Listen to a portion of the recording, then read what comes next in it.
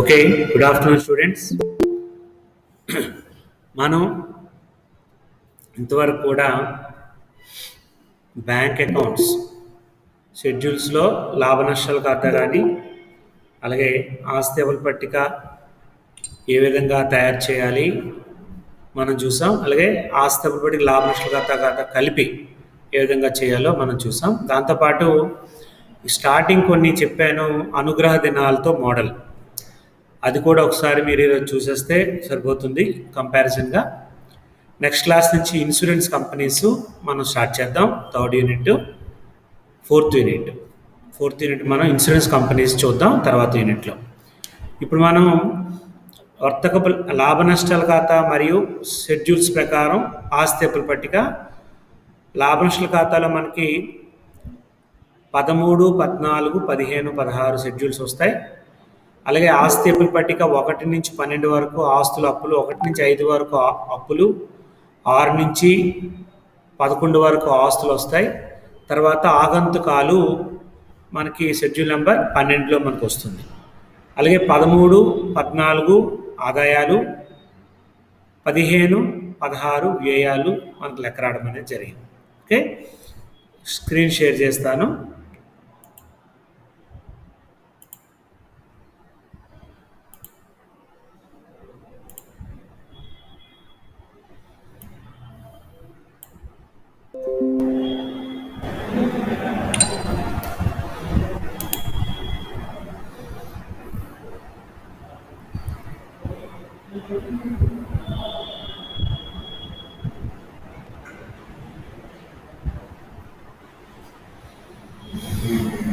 Okay, ఇది ఒకటి మీరు గమనించండి.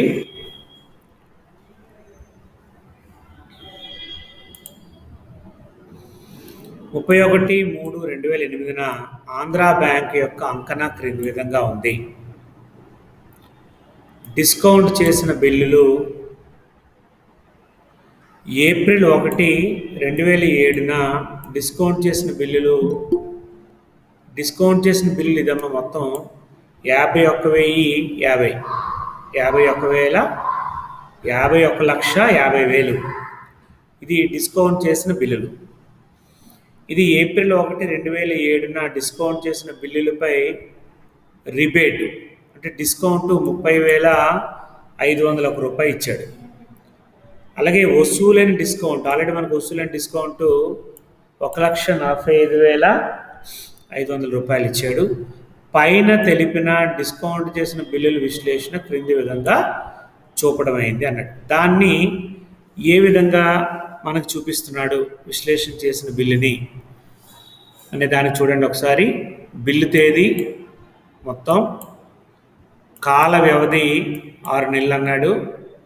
అలాగే రేటు సంవత్సరానికి ఇచ్చాడు. మాట జనవరి 13న మొత్తం 7,50,000 ఉంది. కాల వ్యవధి 4 నెలలు ఇచ్చాడు. అలాగే సంవత్సరానికి డిస్కౌంట్ 12% చెప్పాడు. అలాగే ఫిబ్రవరి 17న 6,00,000 రూపాయలు, కాల వ్యవధి 3 నెలలు, 10% ఇచ్చాడు.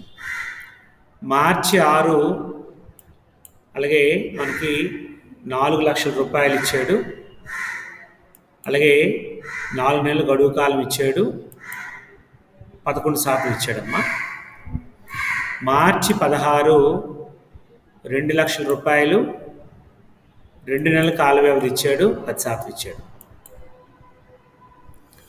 పై వివరాలకు సంబంధించిన అంశాలు 31/3/2008 అంతమైన సంవత్సరానికి బ్యాంకు లాభ నష్టాల ఖాతాను మరియు ఆ తేదీన ఉన్న ఆస్తి అప్పుల పట్టికలో ఏ విధంగా కనిపిస్తాయో అవసరమైన చిట్టాపద్దులు రాసి చూపించండి అని చెప్పాను. ఓకే, ఇది ఉండి డిస్కౌంట్ మీద తగ్గింపుని కనుక్కొని మనం తయారు చేయాలి. ఇది ఒక లెక్క మోడల్ అమ్మ. ఇలా కూడా అడిగే అవకాశం ఉంది. ఇది ఒక మోడల్. ఫస్ట్ మనం చూడండి, బిల్లు తేదీ, గడువు తేదీ, ఏప్రిల్ 1 నుంచి గడువు తేదీ వరకు రోజుల సంఖ్య లెక్క పెట్టాలి. బిల్లు మొత్తం డిస్కౌంట్ రేటు సంవత్సరానికి, ఉండి తగ్గింపై డిస్కౌంట్ ఎలా కట్టాలో మనం చూద్దాం. ఫస్ట్ జనవరి 13 గడువు తేదీ ఎప్పుడు ఇచ్చాడు మనకి? 4 నెలలు ఇచ్చాడమ్మా. అంటే జనవరి 13 నుంచి ఫిబ్రవరి 13, మార్చి 13, ఏప్రిల్ 13, మే 13 కదమ్మా. మే 13కి ఎన్ని రోజులు కలపాలి అనుగ్రహ దినాలు? మే 13కు అనుగ్రహ దినాలు ఎన్ని రోజులు కలపాలి? 3 రోజులు. అంటే ఎప్పుడు అవుతుంది? మే 16 అవుతుంది. జనవరి 13 గడువు తేదీ మే 16 అయిందమ్మా. ఇప్పుడు జనవరి 13 నుంచి మనకి ఏప్రిల్ వరకు గడువు కాలం కదా. ఇక్కడి నుంచి మనకి ఎన్ని రోజులు అనేది లెక్క పెట్టాలి. లెక్క పెడితే మనకి 46 డేస్, 46 రోజులు వచ్చిందమ్మా. 46 రోజులు. ఓకే. ఏప్రిల్ 1 నుంచి ఏప్రిల్ మొత్తం 30 రోజులు. 30 కదమ్మా. మేలు ఎన్ని రోజులు? 16 రోజులు. 30 + 16 ఎంతమ్మా? 46 రోజులు అవుతుంది. ఇది రోజుల సంఖ్య 46 రోజులు. బిల్లు సంఖ్య మొత్తం 7,50,000. మనం 7,50,000 చూపించుకుంటాం. డిస్కౌంట్ ఎంత చెప్పాడమ్మా? 12% చెప్పాడు చూడండి. 12% మనం ఇక్కడ వేసుకుంటాం. ఓకే. ఈ విధంగా మనం మొత్తము గడువు తేదీ వరకు రోజుల సంఖ్య ఎంత వచ్చిందో వేసుకొని గడువు కాలం అక్కడి నుంచి లెక్కలో ఏప్రిల్ 1 చెప్పాడు చూడండి లెక్క. మార్చి 31 అంటే ఏప్రిల్ 1 నుంచి ఎన్ని రోజులు ఆ రోజు గడువు వరకు రోజుల సంఖ్య అయిందో అన్ని రోజులు లెక్క పెట్టాలి. అన్నీ బై 360 చూడండి. 7,50,000 ఇంటూ సంవత్సరానికి 12/100 ఇంటూ మనకి ఎన్ని రోజులు కావాలి? 46 రోజులు కావాలమ్మా. 46 డేస్. 46/365 చేస్తే 11,342 రూపాయలు మనకు వస్తుంది. అలాగే సెకండ్ బిల్ చూడండి. ఫిబ్రవరి 17 ఇచ్చాడు. 6 లక్షలు ఇచ్చాడమ్మా. ఫిబ్రవరి 17 గడువు కాలం దీనికి 3 నెలలు ఇచ్చాడు. ఫిబ్రవరి 17 నుంచి మార్చి 17 నెల రోజులు. ఏప్రిల్ 17, మే 17 3 నెలలు. మే 17కి అనుగ్రహ దినాలు 3 రోజులు కలిపితే మే 20 వచ్చింది. ఏప్రిల్ 1 నుంచి మే 20 వరకు గల రోజుల సంఖ్య 50. ఎందుకంటే ఏప్రిల్లో 30 రోజులు, మేలో 20 రోజులు, మొత్తం 50 రోజులు. మొత్తం ఎంత ఇచ్చాడు మనకి? ఇక్కడ 6 లక్షల రూపాయలు ఇచ్చాడు. 6 లక్షలు చూపిస్తాం. ఇక్కడ ఎంత పర్సెంటేజ్ మనకి ఇచ్చాడు చేయడానికి? పర్సెంటేజ్ చూసుకుంటే మనకి ఇక్కడ 10% ఉంది. 10% ఇచ్చాడు. అంటే మనం 10%కి సంబంధించి వడ్డీ అనేది లెక్క పెట్టాలని చెప్తున్నాడు. 10%. ఇప్పుడు చూడండి. 6 లక్షలు ఇంటూ 10/100 ఇంటూ ఎన్ని రోజులు కావాలి మనకి? 50 రోజులు కావాలి. 50/365 చేయాలి. 8,219 రూపాయలు వస్తుంది. అలాగే మూడోది మార్చి 6. మార్చి 6వ తేదీ. మార్చి 6 అక్కడి నుంచి ఎన్ని రోజులు ఇచ్చాడు? 4 నెలలు ఇచ్చాడమ్మా. మార్చి 6 అంటే ఏప్రిల్ 6, మే 6, జూన్ 6, జూలై 6.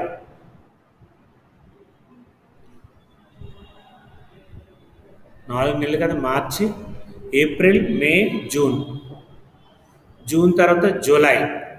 ఇక్కడ తప్పిచ్చాడు. జూలై 9 వస్తుంది. ఇది జూలై 9. జూలై 9 వేసుకోవాలి. జూలై 9లో ఎన్ని రోజులు వచ్చాయి? ఏప్రిల్ నుంచి ఏప్రిల్ 30, మే 31, జూన్ 30. చెప్పమ్మా.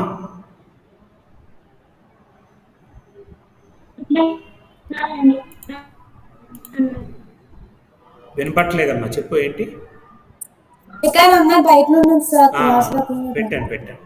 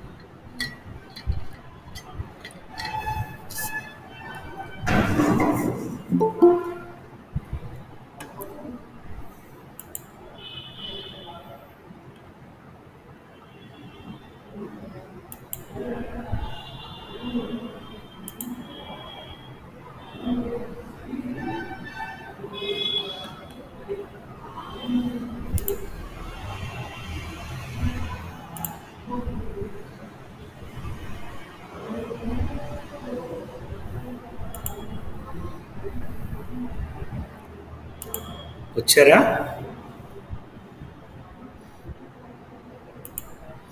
ఓకే, ఇది మనకి జూలై 9 వస్తుంది, మార్చి నుంచి. కాబట్టి ఏప్రిల్, మే, జూన్.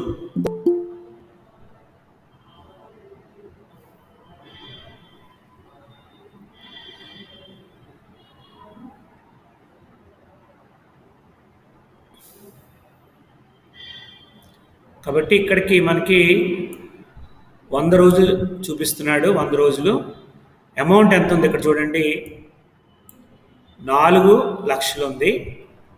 4 లక్షలు మనం వేసుకుంటాం. ఎంత శాతం చెప్పాడు ఇక్కడ? 11% చెప్పాడమ్మా. 11%. 4 లక్షలు ఇంటూ 11/100 ఇంటూ 100/360 చేస్తే 12,055 రూపాయలు మనకు వస్తుంది. నెక్స్ట్ అలాగే మార్చి 16 నుంచి 2 నెలల గడువు అడిగాడు. మార్చి 16, ఏప్రిల్ 16, మే 16. మే 16కి 3 రోజులు కలిపితే మే 19 వస్తుంది. ఏప్రిల్ 1 నుంచి మే 19కి 49 రోజులు వస్తాయి. 49 రోజులు. ఎంత శాతం కట్టమన్నాడు ఇక్కడ? మనకి 10% కట్టమన్నాడు అమ్మా, 10%. కాబట్టి 2 లక్షలు ఇంటూ 10/100 ఇంటూ 49/360 చేస్తే 2,685 రూపాయలు వస్తుంది. ఇప్పుడు ఈ టోటల్ ఇవన్నీ, ఈ 4 బిల్స్కి సంబంధించిన టోటల్ని ఎంత తగ్గించాం టోటల్ చేస్తే మనకి 34,301 రూపాయలు మనకి వచ్చింది. ఇప్పుడు మనకి లాభనష్టాల ఖాతాకు క్రెడిట్ చేయవలసిన లాభాన్ని కనుగొనుట అని రాస్తాం. పద్దులు కూడా కొన్ని మనకు రాయమని చెప్పాడు. ఫస్ట్ మనం చూడండి, 31/3/2008 ఉండి డిస్కౌంట్ మీద తగ్గింపు ఖాతా రిటార్టు డిస్కౌంట్ ఖాతా అంటే టోటల్ అమౌంట్ వేసుకోవాలి. ఇక్కడ మనకి ఇది 30,501 రూపాయి. 30,501 రూపాయకి ముందు పద్దు రాయాలి. 2006, 2007 వసూల హుండీలపై తగ్గింపును డిస్కౌంట్ ఖాతా క్రెడిట్ చేసాం. డిస్కౌంట్ ఖాతా క్రెడిట్ చేయాలి. మనం డిస్కౌంట్ ఖాతా ఎంత కట్టాము అనేది అబ్జర్వ్ చేస్తే, డిస్కౌంట్ ఖాతా రిటార్టు ఉండి డిస్కౌంట్ మీద తగ్గింపు ఖాతా 31/3/2008 ఉండి డిస్కౌంట్ మీద తగ్గింపును డిస్కౌంట్ ఖాతా క్రియేట్ చేస్తున్నాం. ఎంత డిస్కౌంట్ వచ్చింది మనకి? 34,301 రూపాయలు. 34,301 రూపాయలు. ఓకే, ఇప్పుడు దీని ఆధారంగా డిస్కౌంట్ ఖాతాను మనం తయారు చేసినట్లయితే 31/3/2008 తారీఖున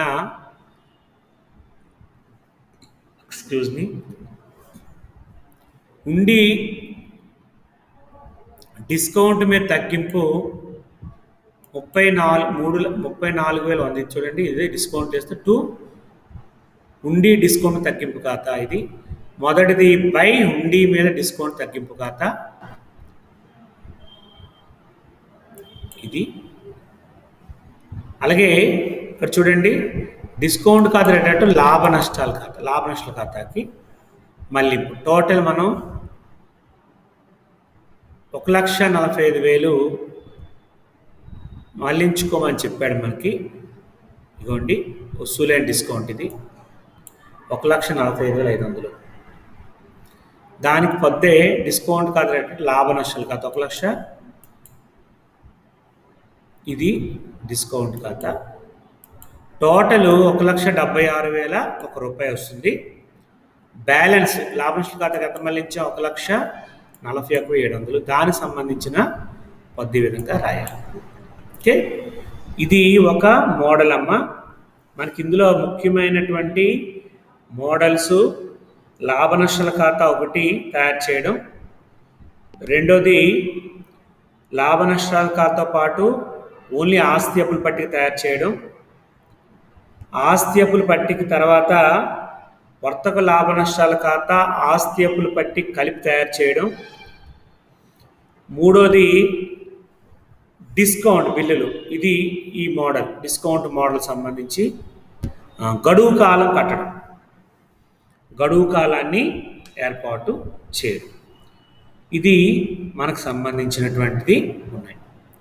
దీంతోపాటు కొన్ని ముఖ్యమైనటువంటి ప్రశ్నలు కూడా మీకు ఇచ్చాను.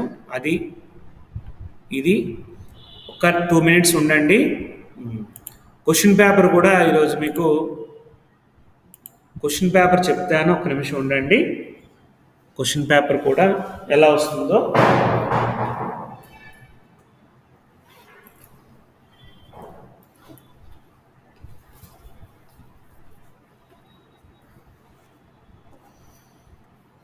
ఒక 5 minutes ఉండండి. క్వశ్చన్ పేపర్ పంపిస్తాను.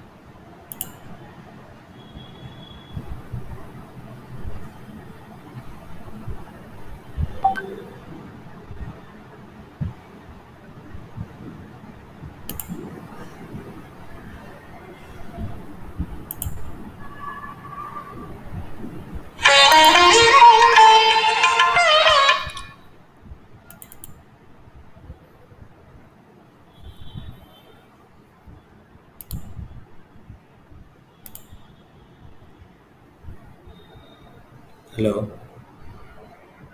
చెప్పండి.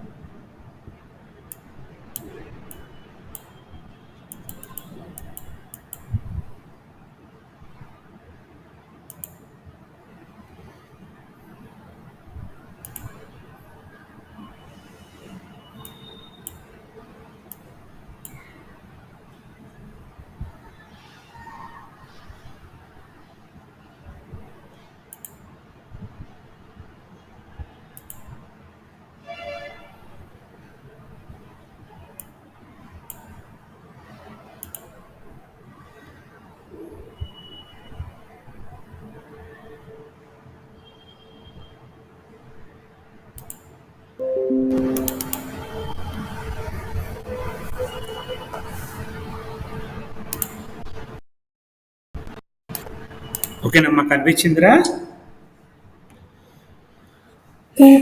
ఓకేనమ్మా. పేపర్ పాతది ఉంది ఒకటి, లాస్ట్ ఇయర్ పేపరే. ఒకసారి చూడండి, ఇది చెప్దామని స్కాన్ చేయడం అవ్వలేదు నాకు.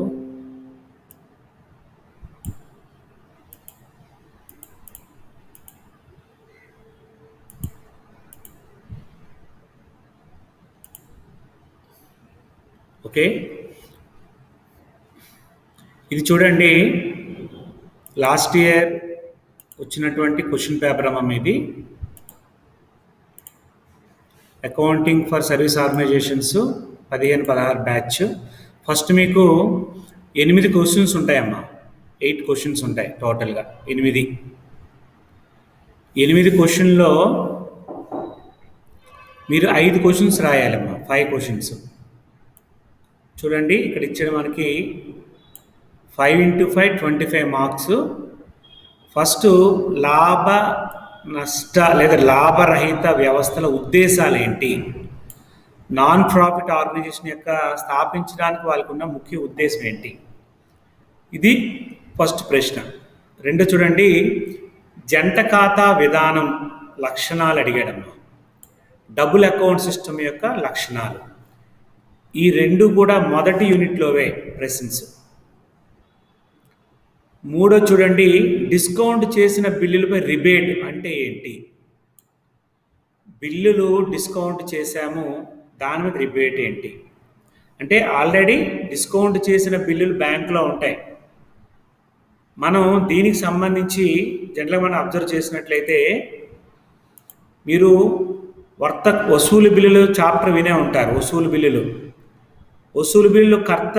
స్వీకర్త రాసిన బిల్లుల్ని కర్త తీసుకొని బ్యాంక్కి వెళ్ళి డిస్కౌంట్ చేసుకుంటాడు కొంత మొత్తానికి. డిస్కౌంట్ చేసుకుంటే ఏమవుతుంది, మళ్ళీ బ్యాంక్ వాడి దగ్గర ఆ బిల్లు ఉండిపోతాయి. ఆ బిల్లులు మా వాడు ఏం చేసుకుంటాడు, మళ్ళీ తిరిగి తీసుకెళ్ళి రిజర్వ్ బ్యాంక్ ఇండియా దగ్గర డిస్కౌంట్ చేస్తాడు. అది డిస్కౌంట్ చేసిన బిల్లు డిస్కౌంట్ అంటే. మరి రిబేట్ అంటే ఏంటంటే, డిస్కౌంట్ చేసిన బిల్లుల్ని ఇంకా తగ్గించి ఇంకా దానిలో ప్రయోజనం పొందడాన్నే డిస్కౌంట్ చేసిన బిల్లుల యొక్క రిబేటు అంటాం. రిబేట్ అంటే డిస్కౌంటేనమ్మా అది కూడా. అలాగే చిట్టి విధానాన్ని నమోదు చేయండి, స్లిప్ సిస్టమ్. ఈ స్లిప్ సిస్టమ్ అంటే, స్లిప్ సిస్టమ్ ఆఫ్ పోస్టింగ్ అంటే, ఇది జనరల్గా మనకి ఆడిటింగ్లో ఉంటుంది. అంటే ఏం లేదు, ఒక చిట్టి మీద రాసిన నమోదు. అంటే మీకు బ్యాంక్ అకౌంటెన్స్లో చెప్పాను, బ్యాంక్ ఎన్ని రకాల పుస్తకాలు నమోదు చేస్తుంది ఏమా, మొన్నే చెప్పాను 2 days బ్యాక్. చెప్పరా,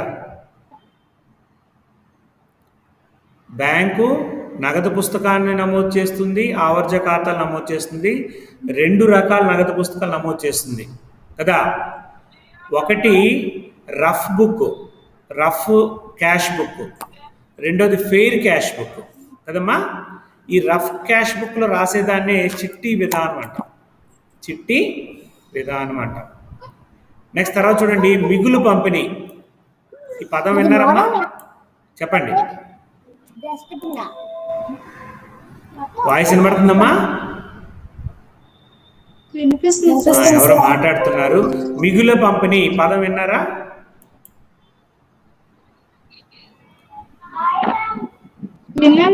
ఎందులో విన్నారు చెప్పండి.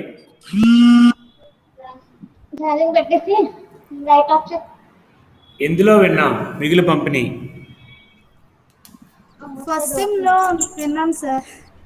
సమంజసమైన ప్రతిఫలం. ఓకే, సమంజసమైన ప్రతిఫలం కట్టేటప్పుడు మిగులు పంపిణీ చేస్తాం, అవునా? 1/3 కానీ సమంజసమైన ప్రతిఫలంలో 50% ఏ తక్కువగా ఉంటే దాన్ని మిగులు పంపిణీ అని చేస్తాం. మిగులు కంపెనీలు అంతా పంచిన తర్వాత చివరిది డివిడెంట్ మనం ఏం చేస్తాం, మిగిలింది వినియోగదారులు పంచుతాం. ఇది విద్యుత్ శక్తి ఖాతాల్లో వచ్చిన రెండో మోడల్. ఓకేనమ్మా, అర్థమైందా? నెక్స్ట్, అసమాప్త నష్టభయ రిజర్వ్. ఈ పదం ఎక్కడ విన్నారు? దీని మీద చాలా లెక్కలు చేసాం. అసమాప్త నష్టభయ రిజర్వ్ ఈ పదం ఏ యూనిట్లో ఉందమ్మా? మన 5 యూనిట్లలో. నౌకభారతి రాలేదా ఈరోజు? రమ్య రాలేదా? శ్రావణి రాలేదా? ఎవ్వరు వినట్లేదా క్లాస్ని? ఏమా, ఈ పదం ఎప్పుడు విన్నాను? అసమాప్త నష్టభయ రిజర్వ్ ఎందులో విన్నాం? ఉన్నయే 5 యూనిట్లు. ఏ యూనిట్లో వస్తుంది ఇది? రాము చెప్పమ్మా నువ్వు.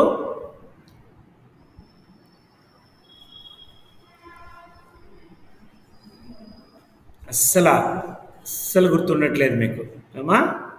ఇది సాధారణ బీమా. సాధారణ బీమాలో వచ్చినటువంటిది. ఇది అసమాప్త నష్టభయ రిజర్వ్ తప్పనిసరిగా కట్టాలి. అదే ఆ మోడల్లో ఉన్నటువంటి రహస్యం. అది ఒకటి వస్తే మీకు వచ్చేసిన ఆల్రెడీ నేను చెప్పాను చాలాసార్లు. కాబట్టి అసమాప్త నష్టభయ రిజర్వ్ అనేది ఏర్పాటు చేయాలి. నెక్స్ట్, పునర్బీమా ఉపయోగాలు. పునర్బీమా అంటే ఎవరైనా చెప్తారమ్మా? పునర్బీమా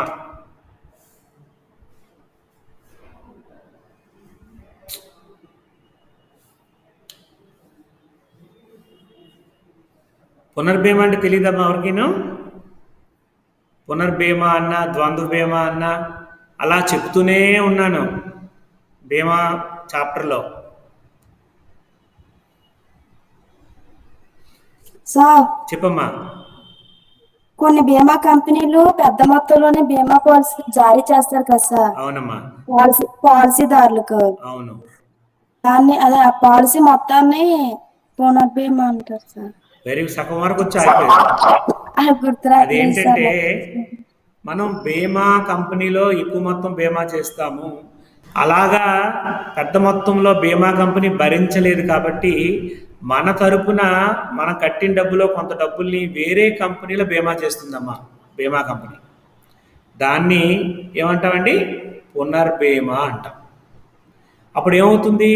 నష్టం జరిగితే ఈ బీమా కంపెనీ వేరే బీమా కంపెనీ నుంచి డబ్బులు తీసుకొని మనకు ఆ నష్టపరిహారం చెల్లిస్తుంది. దాన్ని పునర్బీమా అని అంటాం. మర్చిపోయారు ఇవమ్మా. తర్వాత కంపెనీల చట్టం సెక్షన్ 8. కంపెనీల చట్టం సెక్షన్ 8. కంపెనీల చట్టం 1956 సెక్షన్ 8 ప్రకారం అడిగాడమ్మా ఏంటేంటి తీసుకోవాలి, ఏంటేంటి తీసుకోకూడదు అనేది. ఓకే, దీనికి సంబంధించి మొదటి యూనిట్లో మీకు ఉంటుంది. ఇవి 8 అమ్మా. 8లో 5 రాయాలి. ఎనీ 5. Next, section B. ఇందులో ఒక్కొక్క దాంట్లో ఏబి ఇస్తాడమ్మా. ఏబి 2. ఈ రెండిట్లో ఒకటి మాత్రమే రాయాలి. అలా ప్రతి దాంట్లో 11లో మళ్ళీ 12 2. అలాగే 13 14 6 చూడండి. ఈ రెండిట్లో ఒకటి రాయాలి. అలాగే 15 16, అలాగే 17 18. ఓకే, ఇలాగా మనకి 5 క్వశ్చన్స్ ఇస్తాడమ్మా. 5 క్వశ్చన్స్లో మనం ఏబిలో అంటే మొత్తం 10 ఇస్తాడు, అందులో 5 రాయాలమ్మా. ఏబి కింద 5 ప్రశ్నలు రాయాలి.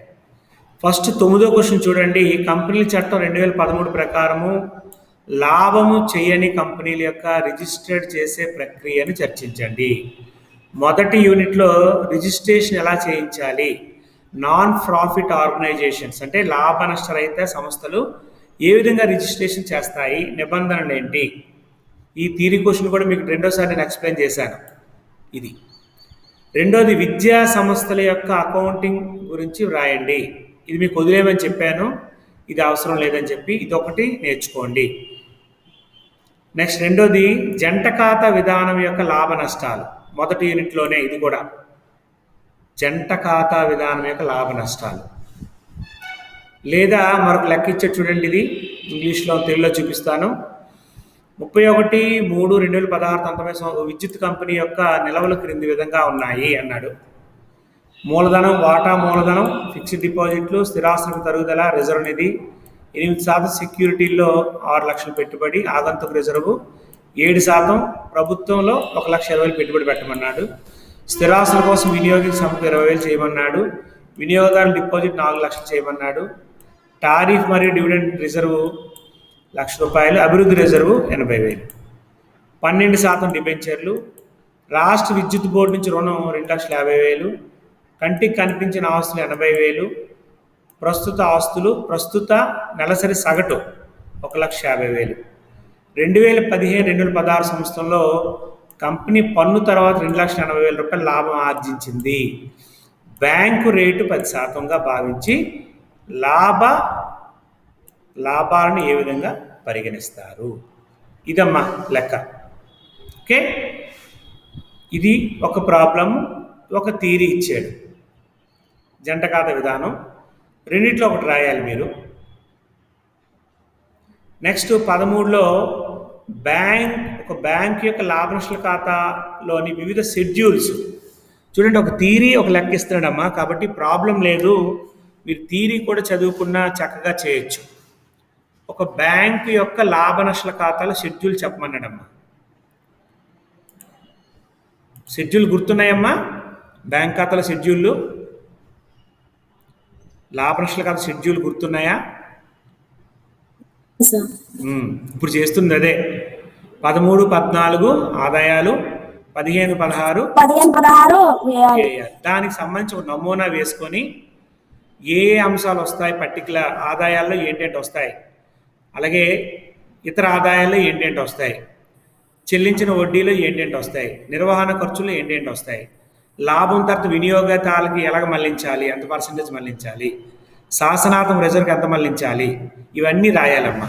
10 మార్కుల క్వశ్చన్ కదా, ఇవన్నీ రాస్తే మీకు వస్తాయి. ఇది థియరీకి సంబంధించిన ప్రశ్న. మరి అలాగే లెక్క ఏంటి ఇచ్చాడు? ఓకే, ఇక్కడ ఇచ్చాడు చూడండి.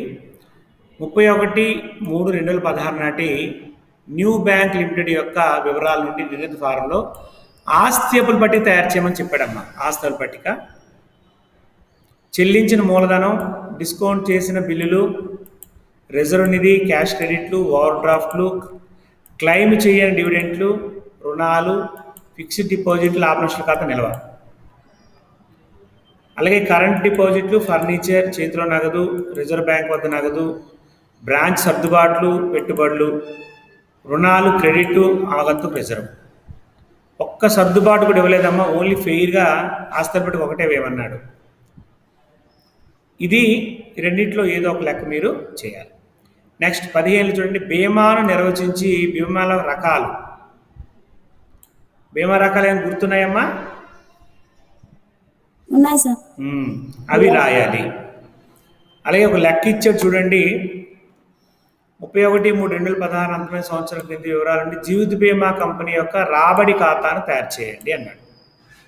రాబడి ఖాతా, ఓన్లీ రాబడి ఖాతా తయారు చేయాలి. మరణాల వల్ల క్లెయిములు, గడువు తీరిన క్లెయిములు, ప్రీమియంలు, వార్షికాల ప్రతిఫలం, చెల్లించిన వార్షికాలు, నగదులో చెల్లించిన బోనస్, యాజమాన్య ఖర్చులు, కమిషన్, అలాగే వడ్డీ, డివిడెంట్, అద్దె, మూలాలను తగ్గించిన ఆదాయ పన్ను, వదులుకోలు కాదు వదులుకోలు అది, ప్రీమియం తగ్గింపు, వినియోగించిన బోనస్, వాటాదారులు చెల్లించిన డివిడెంట్, ప్రారంభ బీమా, అలాగే ప్రారంభ మరణాలు. ప్రారంభం ఏం చేస్తామమ్మా? ప్రారంభం ఏం చేయాలి?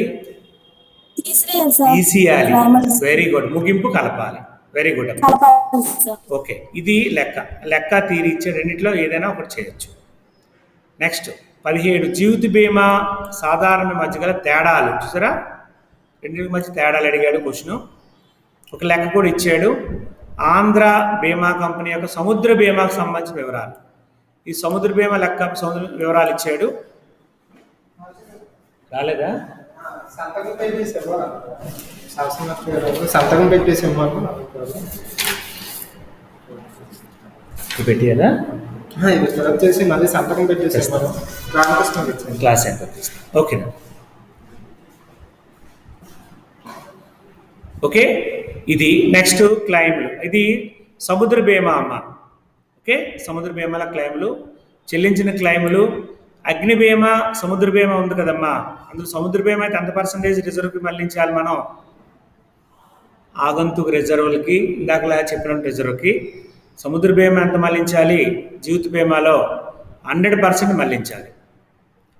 అగ్ని బీమా అయితే 50% మళ్ళించాలి. ప్రత్యక్ష కమిషన్, యాజమాన్య ఖర్చులు, పునర్బీమా ఖర్చులు, వదులుకున్న బీమా, రావాల్సిన premium, అసమాప్త నష్టభయాలు, reserve.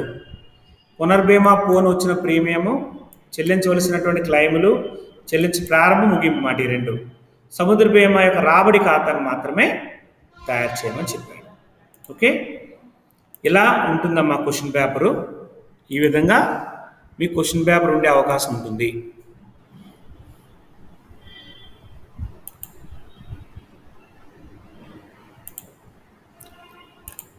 Okay, question paper అర్థమైందమ్మా? ఎలా ఉంటుంది ప్యాటర్న్? అర్థమైంది సార్. ఓకేనమ్మా. కాబట్టి మీకు 8 ప్రశ్నల్లో 5 ప్రశ్నలకు సమాధానం రాయాలి. అది 5 25 మార్కులు ఫస్ట్ ఆఫ్ ఆల్.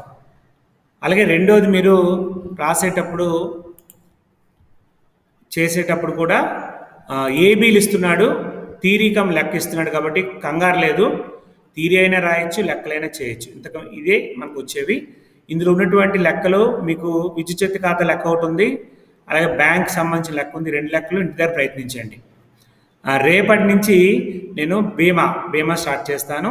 బీమాలో ఫస్ట్ జీవిత బీమా, తర్వాత సముద్ర బీమా లెక్కలు చేయడానికి మనం ప్రయత్నిద్దాం. ఓకేనమ్మా?